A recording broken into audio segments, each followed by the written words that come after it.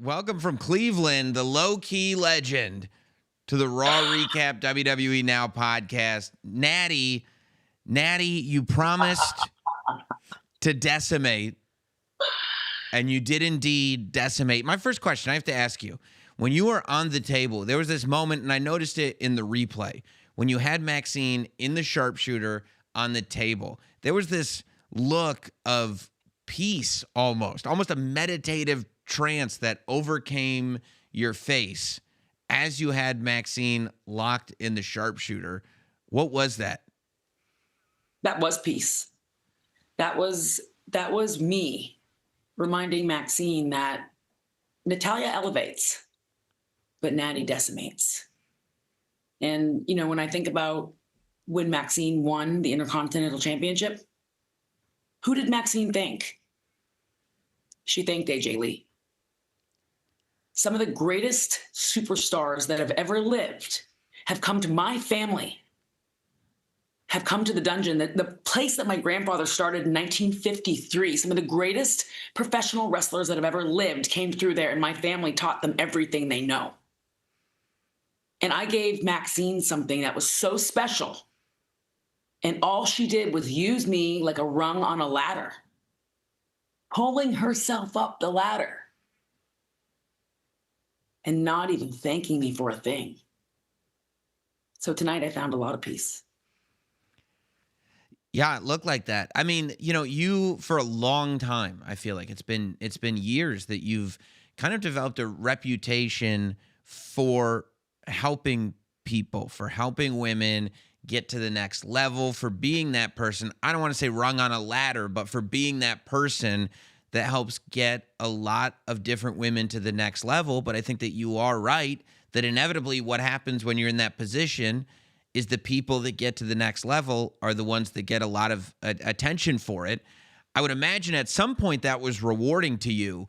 What kind of changed? What snapped in you that made you go, no, it's time for me to reap rewards personally? Legends like Mark Henry thanked my family, thanked my uncles for helping him reach greatness. Legends like Gorilla Monsoon, legends like Andre the Giant, who have had help from my family, have thanked my family for greatness. Maxine, I thought she was different, but she's just like the rest of them. She used me like a rung on a ladder. And I am never going to forget it. And in some ways, I need to thank Maxine. I need to thank her for giving me this sort of awakening. But at the end of the day, good guys finish last. I mean, the match goes to a double count out tonight.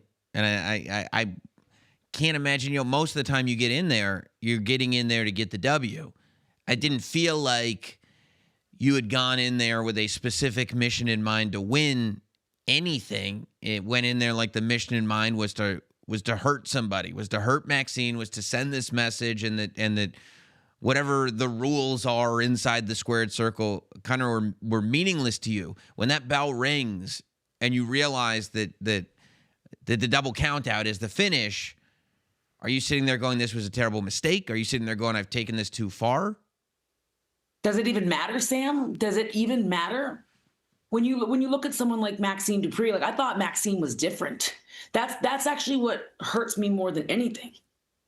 Like I said, nice guys finish last. And for me, for a very, very long time, I realized that doormats are good for one thing and one thing only, and that's getting walked on.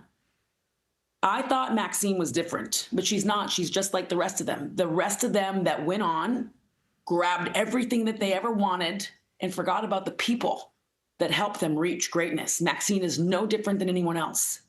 She used me like a rung on a ladder to pull herself up and win a championship. And then who does she thank? Sam, who did Maxine thank when she won the IC championship? Who did she thank? Megan, who did she thank? Not Natty. It was AJ Lee. Yeah, she thanked AJ Lee. So Maxine, you know what? Maxine can kiss my ass.